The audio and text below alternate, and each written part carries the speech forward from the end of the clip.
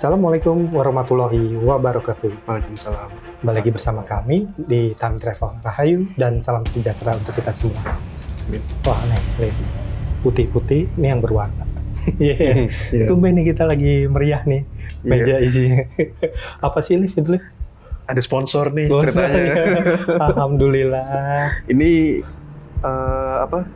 Lemon ya? Lemon serai. Lemon serai. Lemon serai itu apa? Aku kunyit asem. Kunyit asem ya? Kunyit asem sama ini teh. Ini teh. Ini air putih biasa. Alhamdulillah keren nih. Mungkin nanti ke depan-depannya kita bisa ya. Amin. Amin, bisa Mudah-mudahan. lebih banyak lagi yang ada di sini ya, di meja Iya. biar lebih meriah. Bisa nemenin Sebetulnya di cerita sini kita. ada keripik ya kan? Amin, Ada kacang amin, ya kan? amin. Ada kopi ya Iya. bisa aja. Nambahin teman ya kan, wah Bisa. tambah seru lagi tuh ceritanya. Oke, Alif, Sobat Time Travel, di episode kita kali ini, kita kan ngobrolin satu hal yang ya masih situasi terkini juga, yang lagi apa ya, naik beritanya di masa sekarang. Nggak tahu ya, belakangan kemarin kan kita udah cerita ya tentang ini, soal pesimisnya kita bakal jadi bangsa dari timur yang bakal menolong saudara-saudara kita yang ada di Palestina ya. Tapi ternyata keadaan di dalam negeri sendiri masih kurang begitu baik ya. Nah, salah satu yang akan kita angkat itu ada cerita berita yang lagi naik terkait pulau-pulau juga gitu ya kan. Tapi sekarang pulaunya di sebelah barat, di bagian barat Indonesia. Nah, kemarin kan ada headline berita lah tentang 4 pulau yang ada di Aceh itu diambil ya, apa ya, diklaim sama pemerintah provinsi dari Sumatera Utara. Nah, ini jadi satu polemik tersendiri yang ada di dalam negeri kita gitu. Nah, cuman ada berbagai tanggapan nih, termasuk mantan wakil presiden kita sendiri yang berbicara, Pak JK, Yusuf Kala ya. Karena beliau tuh kan pernah ikut terlibat dalam perjanjian Helsinki, di mana apa ya, mendamaikan pihak-pihak yang berseteru waktu itu di Aceh antara GAM dengan Indonesia ya. Nah, yang beliau sampaikan sebenarnya kan gini, kita jangan lepaslah dari kesejarahan gitu, karena 4 pulau ini masuk dalam perjanjian di Helsinki, dan bagaimana kemudian Aceh itu menjadi daerah yang otonom, menjadi daerah istimewa lah gitu ya kan bahasanya. Jangan sampai dilepaskan dari kesejarahannya gitu. Aku kan juga jadi penasaran nih sebenarnya. Ada nggak sih secara pandangan spirit gitu ya, sejarah yang lebih lama lagi, yang sebenarnya memang ya udah valid lah bahwa 4 pulau ini memang dekat sekali dengan Aceh lah. Ada kedekatan secara geografis dengan Aceh. Nah, ada nggak Alif diberikan pandangan atau gambar? Silakan. Oke, bismillahirrahmanirrahim. Ya sebenarnya kalau misalnya Mas Anton nanya kayak gitu, kayaknya agak berlebihan sih. Iya, maksudnya ada nggak sih lift sejarah yang lebih lama lagi? Nah, iya pasti Karena gitu. Pasti selalu terkait sih kalau menurutku. Ya, tapi Jangan maksudnya dilepasin. betul. Tapi ya saya juga orang biasa. Nggak segala tahu lah. Oke. Nggak seperti DeepSeek-nya punya Cina, Iya. Gemini-nya punya Google, Iya. nggak seperti AI juga yang tahu banyak gitu istilahnya. Cuman gini, emang sih kan saya juga baca berita itu ya Mas ya. Yang pertama kali itu saya lihat ada satu hari di mana saya lagi di tempat kerja. Saya buka Instagram, pertama kali yang muncul tuh berita tentang itu dari sebuah akun berita lah di Instagram. Oke. 4 pulau Aceh yang akan dimasukin ke administratifnya Sumut ya. Iya.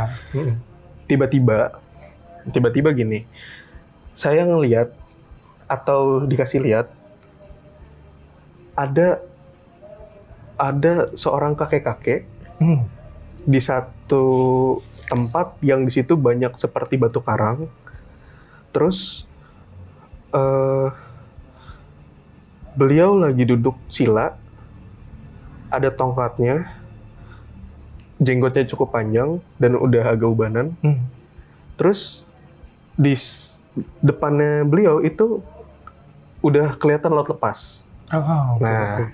Terus saya ngeliat Gak lama setelah itu, dari arah yang agak ke belakang, itu datang beberapa orang, nggak banyak, ya ya nggak nyampe 20-an lah, nggak nyampe lah, dikit lah.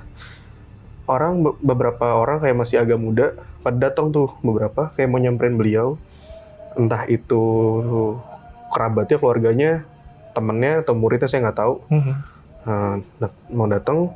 Nah, yang unik adalah saya ngeliat gini mas, saya ngeliat wajahnya itu tidak seperti wajah orang Aceh di zaman sekarang. Oh, oke. Itu seperti apa? Nah, Kalau kebanyakan tuh wajahnya itu pertama kali yang saya lihat, bentuk wajahnya itu kayak, pertama matanya besar, terus matanya bagus, rambutnya tebel. oke. Nah, beberapa orang yang saya yang pada datang itu, beberapa ada yang kayak ikal. Rata-rata warnanya warna hitam lah ya. Nah, wajahnya itu kayak orang-orang dari, saya juga nggak bisa bilang itu kayak orang India juga, tapi kayak campuran India tapi lebih ke arah apa tuh, ke arah Timur Tengah tuh apa istilahnya?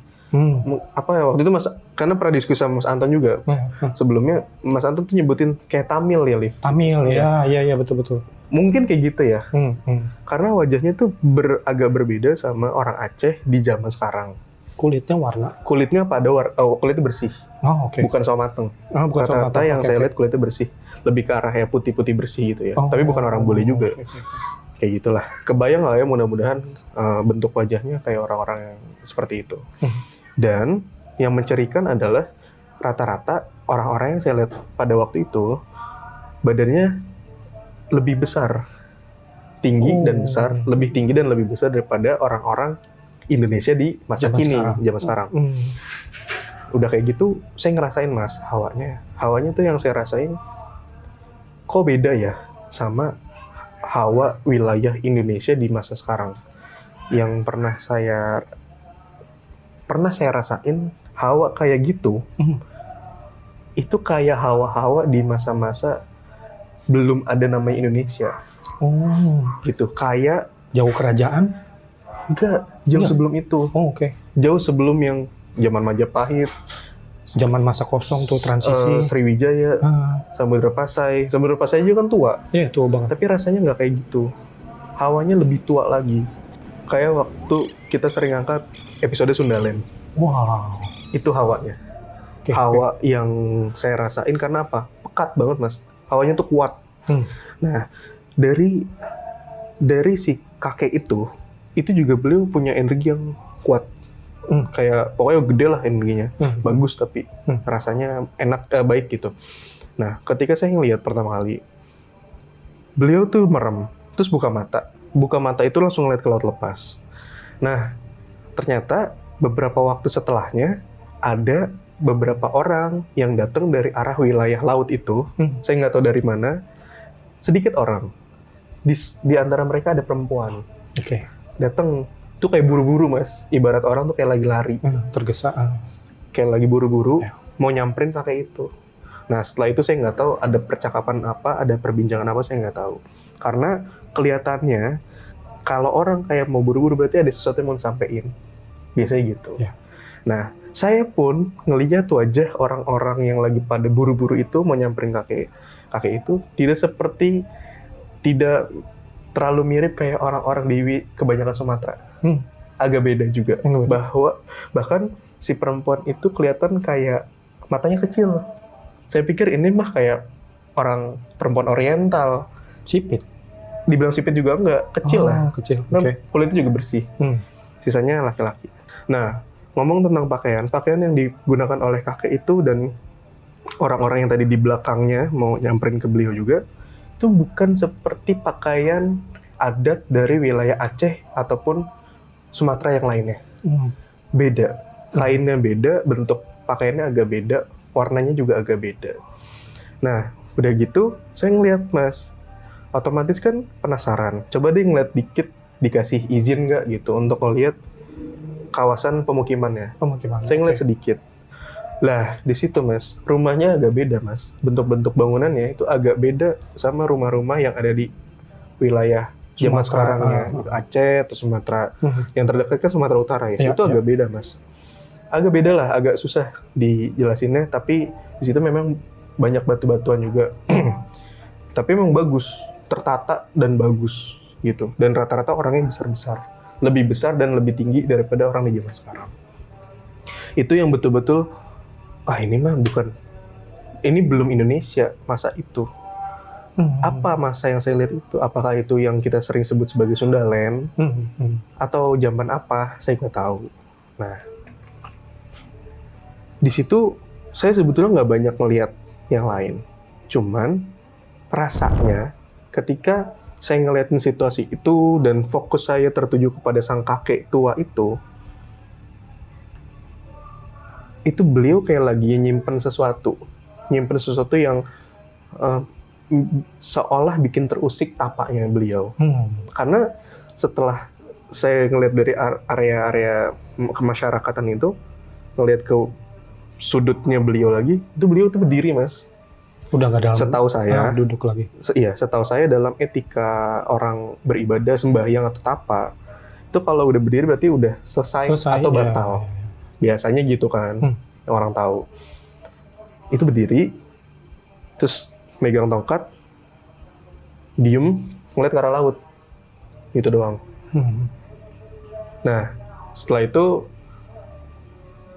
ya saya fokus lagi sama pekerjaan yang lagi saya lakukan. Itu cerita awalnya. Nah, kalau misalnya, ada nggak sih hubungannya dengan asal-usul orang Aceh sendiri? Kalau melihat dari orang-orang yang tadi, ada nggak sih hubungannya? Nah, itu saya juga bertanya-tanya kan, Mas. Sebenarnya kenapa saya dikasih lihat si kakek tua itu? Apakah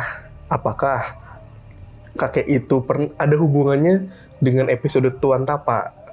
Oke. Yang pernah kita angkat.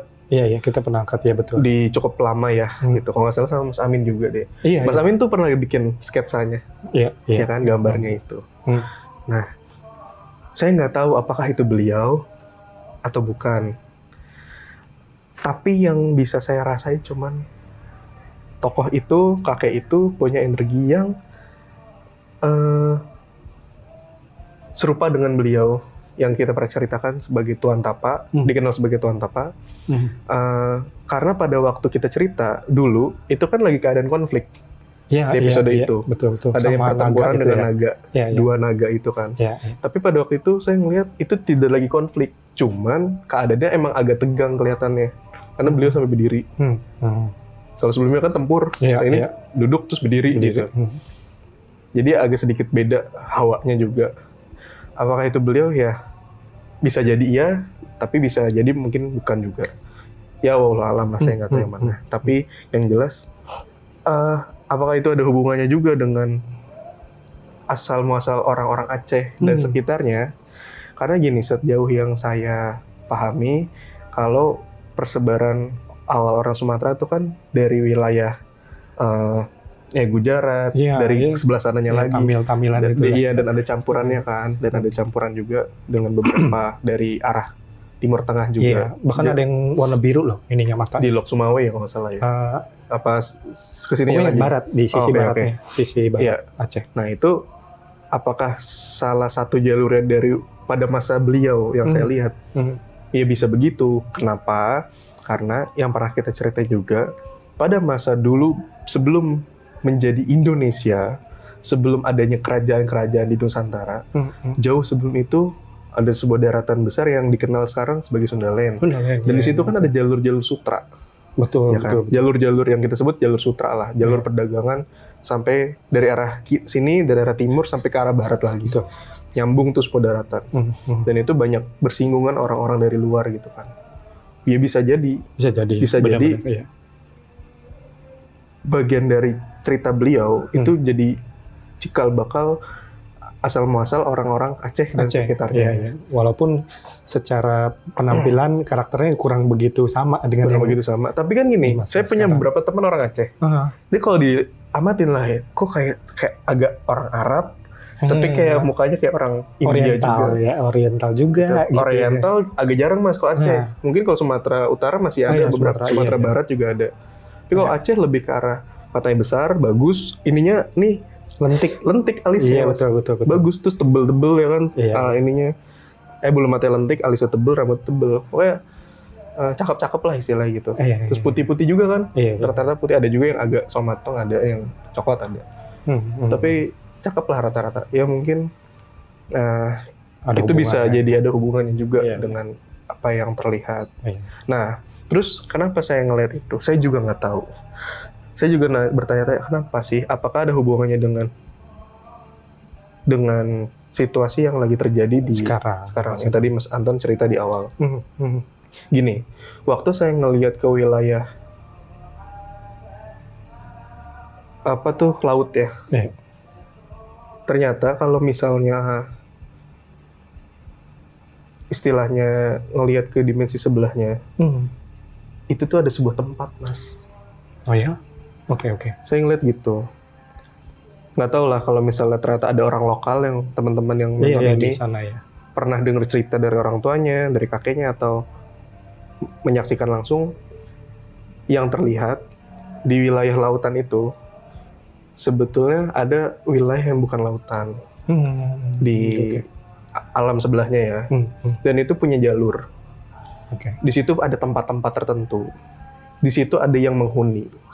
Di situ ada yang istilahnya ada yang istilah saya itu ada leluhurnya juga di beberapa tempat itu. Apakah itu masih menjadi bagian dari wilayah kerajaan selatan? Nggak tahu. Tapi yang saya lihat di situ ada jalur-jalur menghubungkan ke banyak tempat. Ada tempat-tempatnya juga, ada penghuninya. Seperti orang-orang juga. Seperti manusia-manusia juga. Oke. Ada juga yang lain juga, maksudnya bukan seperti manusia, ada juga. Nah, orang-orang yang tadi dari arah laut, yang sedikit orang dan ada perempuannya, itu dari tempat-tempat itu. Dari pulau-pulau yang itu yang kita sebut sekarang. Saya nggak tahu itu pulau di situ apa enggak ya. Oke. Karena kan kalau nyata, itu kan jauh banget Mas berarti. Iya, betul. Terus saya nggak ngeliat pulaunya. Apakah itu dari pulau yang dimaksud lah, kan saya juga nggak tahu pulaunya yang mana. Iya. Gitu kan. Iya. Cuman saya ngeliat itu di alam sebelahnya itu ada jalur itulah yang menghubungkan dari tempatnya mereka berasal ke arah tempatnya tuan yang bertapa itu. Oke. Apakah ada sesuatu yang urgent sampai mereka lari ya buru-buru lah gitu. Saya nggak tahu setelah itu. Nah, jadi kalau misalnya ada hubungannya dengan kondisi di masa sekarang, ya mungkin aja ada ya, mungkin ya. Tapi logika berpikir saya tuh main gini, lah sementara saya ngelihat Tuan Bertapa itu kan hawanya di masa lalu. Jauh banget ya. Kayak ibaratnya itu residu energinya. Iya. Kalau misalnya ada konflik di zaman sekarang, berarti kan mereka itu adanya di masa kini. Iya. Kok bisa berhubungan ya? Iya, titik temunya yang Alif dikasih gambaran itu ada di mana? Dan itu satu landscape yang sama pada waktu itu. Wow, gila ya. Itu yang saya bingung. Tapi ya udahlah, itu yang saya lihat, yang saya ceritain. Nah, terakhir. Oke. Ada sebuah koneksi dan tersirat pesan lah dari kakek yang bertapa itu ya. Beliau cuman isyaratnya gini. Kalau ini yang saya terjemahin ya, yang saya tafsirin. Kalau nggak mau diganggu, kalau nggak mau diusik, ya jangan musik, gitu. Oke. Saya tuh berpikir gini, mungkin beliau karena punya tingkat spiritual yang sangat tinggi, jadi tahu apa yang ada di radiusnya beliau. Iya. Terakhir aja nih, nggak tahu masuk atau enggak ya kan. Ini kan tadi Alif lihat beliau dengan aura atmosfer yang belum menjadi Indonesia. Sementara kan kejadiannya di zaman sekarang nih. Iya. Nah, di mana titik temu antara Alif yang dikasih gambaran itu, titik temunya di mana? Itu hal yang juga saya bingungin, Mas. Oke. Lah kan yang saya lihat itu kan kakek yang bertapa, hawanya di masa lalu sekali. Iya, betul. Sementara ada orang-orang yang datang terburu-buru mau menghampiri beliau. Yang salah satu ada orang perempuan itu dari tempat-tempat yang tadi saya ceritain tuh. Tempat-tempat yang sebenarnya itu laut, tapi di dimensi lain tuh bukan laut gitu. Ada sebuah tempat. Dari situ rasanya mereka itu adanya di masa kini. Terus saya ngeliat itu semua di satu landscape. Titik temunya di situ. Oh, Titik oke, temunya oke. di satu landscape itu. Jadi saya bingung lah. Kalau misalnya itu di masa lalu si kakek tua itu dan mereka dari masa sekarang, kok bisa ya? Nah ya tuh makanya. Itu juga saya bingung. Kalau Mas Anton nanya, Iya misteri bingung. banget ya. aku pun juga bingung Iya. gimana ceritanya. Iya. Tapi itulah yang saya lihat dan yang saya ceritain. Oke. Gitu. Nah, apakah saya ngelihat itu ternyata mereka itu dari pulau-pulau yang lagi bermasalah itu sekarang? Nggak lihat, Mas. Lah kan kalau misalnya di laut lepas kan itu jauh banget berarti. Iya. Saya pun juga nggak tahu pulau yang dimaksud itu yang mana. Yang mana ya? Kan karena nggak pernah Iya, datang. iya. Tapi lagi-lagi di alam sebelah saya ngelihat itu ada jalur dan ada tempat-tempat tertentu gitu. Jadi seperti daratan aja Iya. di sebelahnya. Gitulah kira-kira. Iya. Nah Ceritanya. itu yang aku maksud dari awal. Pasti semuanya ada mengakar kuat di kesejarahan ya gitu. Jangan ambil sejarah yang paling pendek gitu. Kita harus mengakar pada sejarah yang lebih mengakar kuat lah gitu. Jangan jangan sembarangan lah ya. Jangan sembarangan dan kita bisa jadi bikin polemik yang ada di negeri ini gitu. Kan kemarin kita udah cerita gitu. Kita pesimis nih gimana kita mau bantu saudara-saudara kita yang di Palestina. Iya. Sementara kita sendiri masih banyak berpolemik dengan Iya. masalah-masalah di dalam negeri. Mungkin kita akhiri episode kita kali ini dengan itu ya. Ya. Dengan tanda tanya besar, Tanda apakah tanya Indonesia besar. bisa menjadi Iya. emas? Bisa. Bismillah. Oke, Sobat Time Travel, semoga kalian suka dengan episode kita kali ini. Tetap like, share, komen, dan subscribe. Selalu terhubung dengan video-video kita yang terbaru. Sampai kita bertemu di penelusuran selanjutnya. Wassalamualaikum warahmatullahi wabarakatuh.